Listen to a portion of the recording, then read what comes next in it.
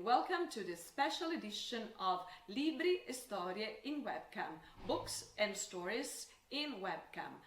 I am Antonella Valoroso, the host of today's show, and it is my very special pleasure to welcome today Ernesto Livorni, Professor of Modern and Contemporary Italian Literature at the University of Wisconsin at Madison.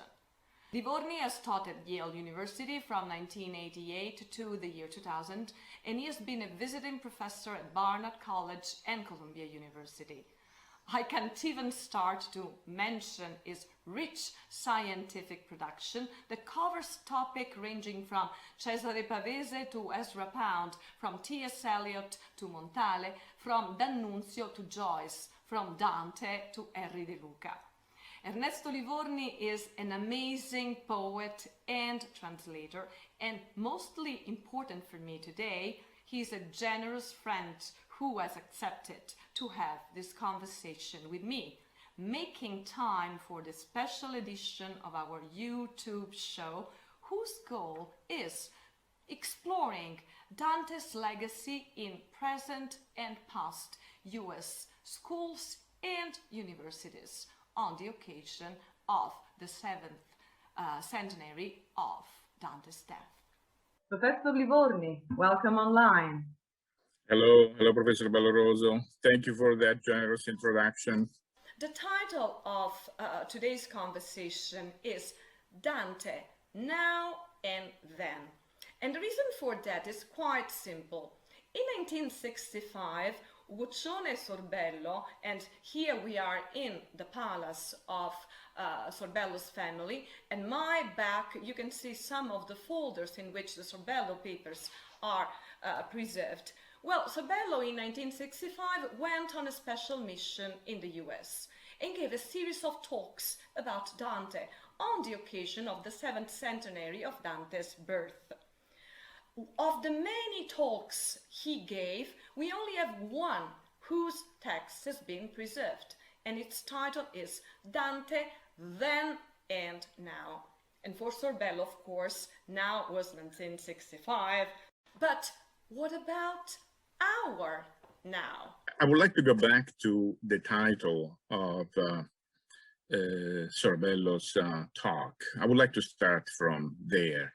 Because in 1965, not only Ranieri Sorbello titled his own talk on Dante, Dante Then and Now, but Eugenio Montale, in the symposium that was held in the same year for the celebrations of the 7th centenary of Dante's birth, titled his own talk Dante Ieri e Oggi. The inversion of the position of the two adverbs, as you are proposing, Dante now and then, means also once in a while, at times.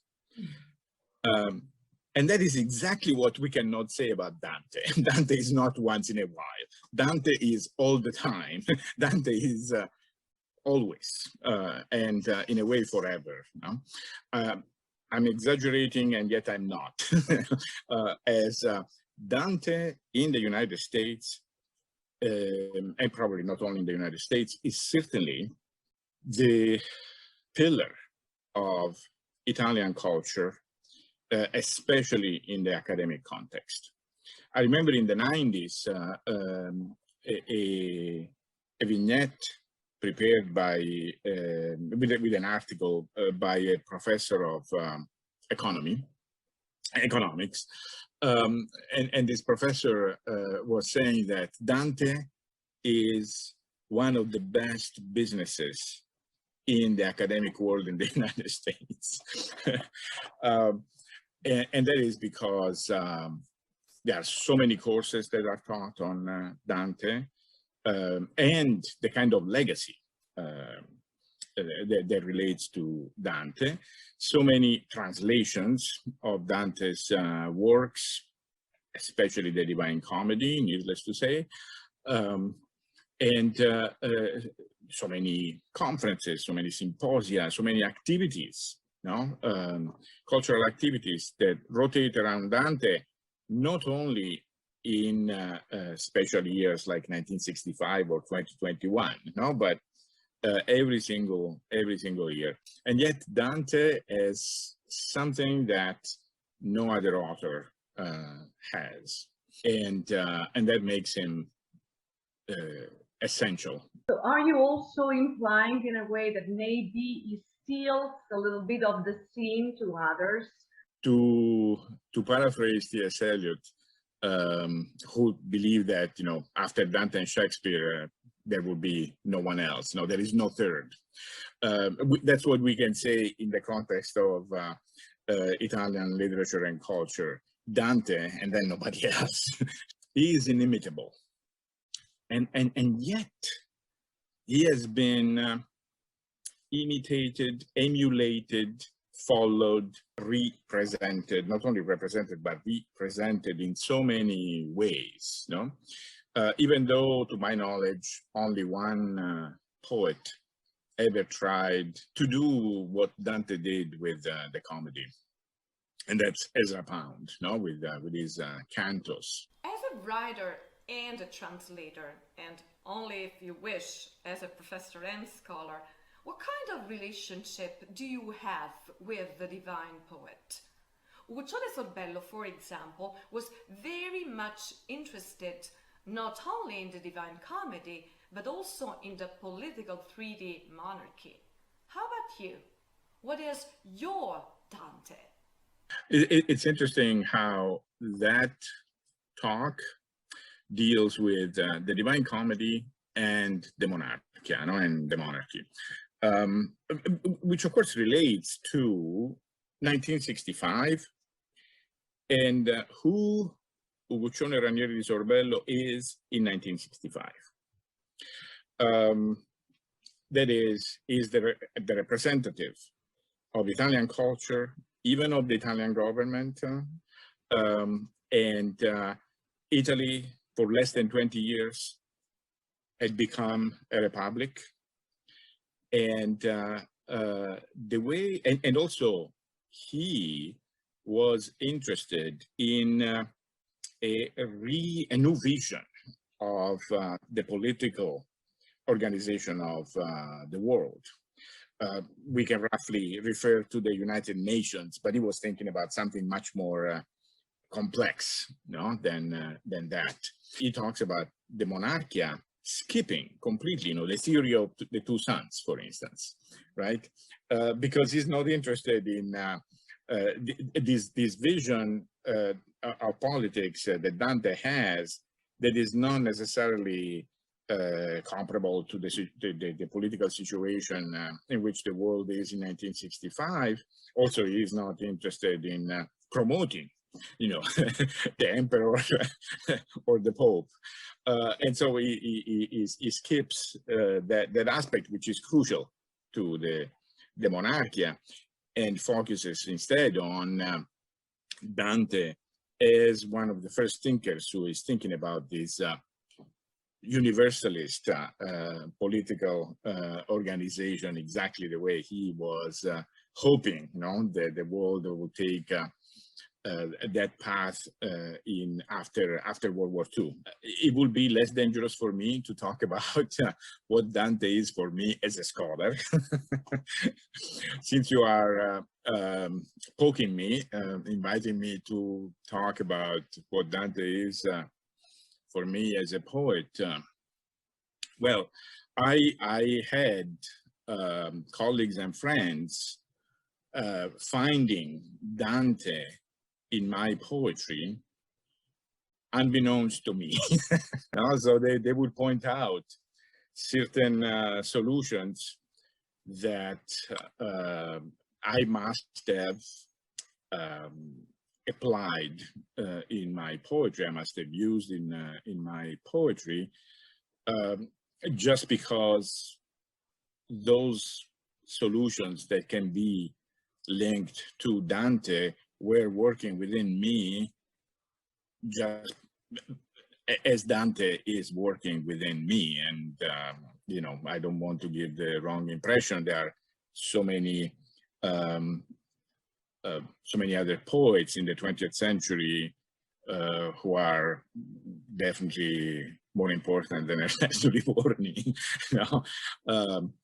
From Montale to Mario Luzzi to Giorgio Caproni to Pier Paolo Pasolini, you know, just to name a few, who did an amazing work in their poetry in reinventing Dante in their writings. You know, both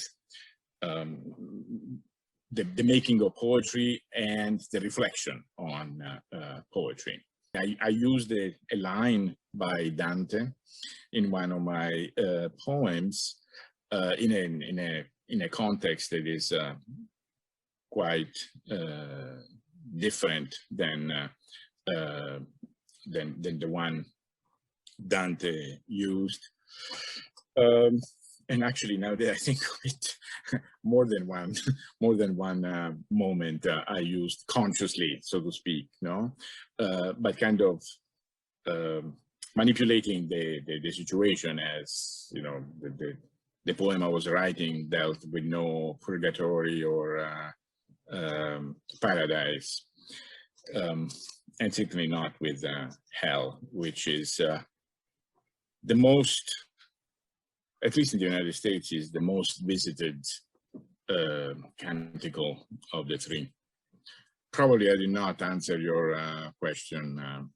Kind of answered the third question that I would have asked you, which is, can you see a thread connecting Dante with modern poetry? And you've answered that, of course. But then at this point, I would rephrase or just change my third question and ask you to tell us the story of your encounter with Dante as a little boy. Yeah, no, I was very likely 8 or 9, and I owe much of who I am to my father, who in 1966, 1967, maybe 1965,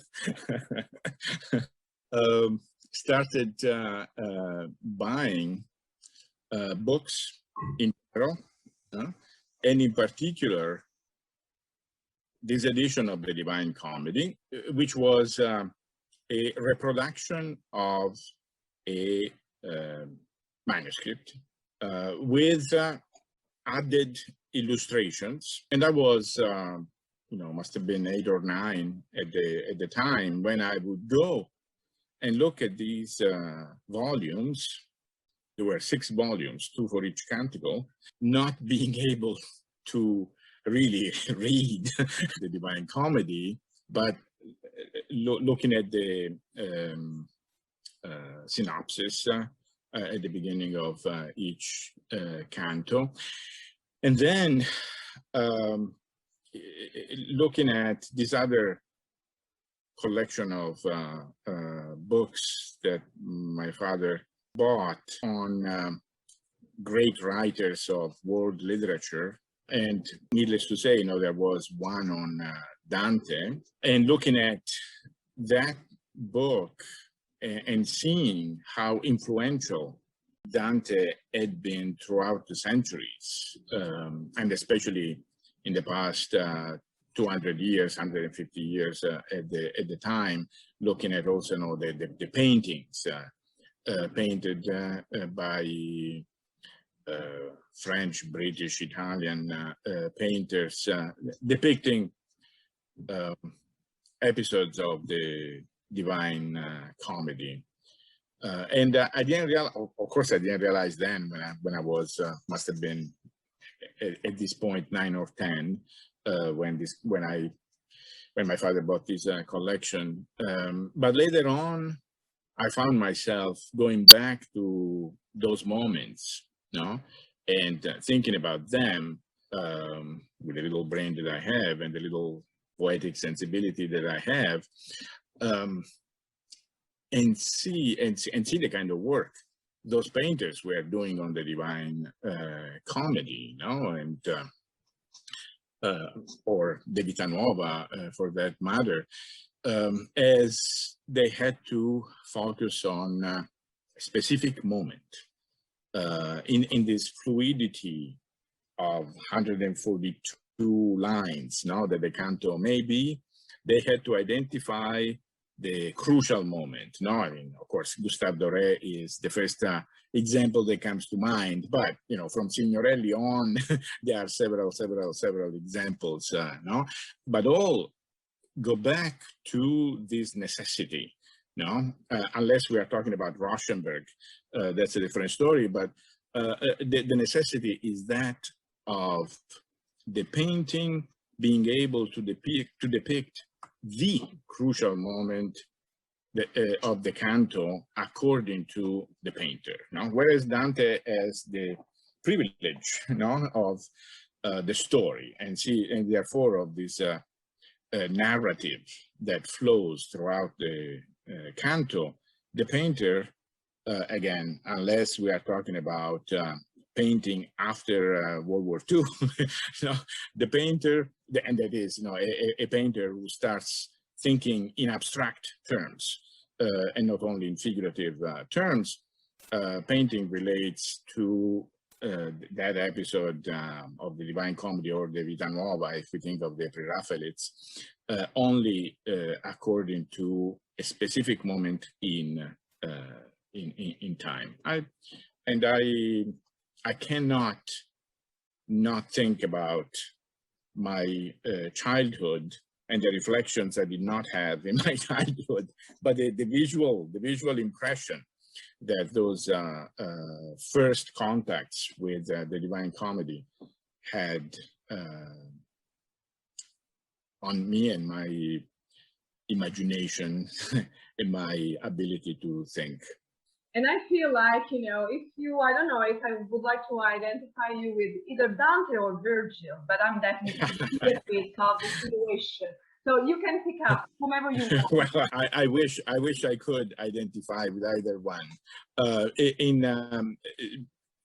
In my writings, especially scholarly writings, obviously, I do my best to identify with both of them, using both of them as my guides, right? You know, I worked on Pascoli and certain speeches that Pascoli gave that relate to migration, and he goes back to Virgil. And even in the research projects on which I'm working now, which relate to the concept of the land, what in Italian we would call patria, using a very charged word, and in English in the United States, you used to call motherland, fatherland, and now homeland. Well, you know, in this research project, I always end up going to not only Dante, but also Virgil. So they're inevitably my guides. Ernesto, thank you so much for this wonderful conversation. And thank you all for having joined us in this exploration of Dante's legacy, now and then.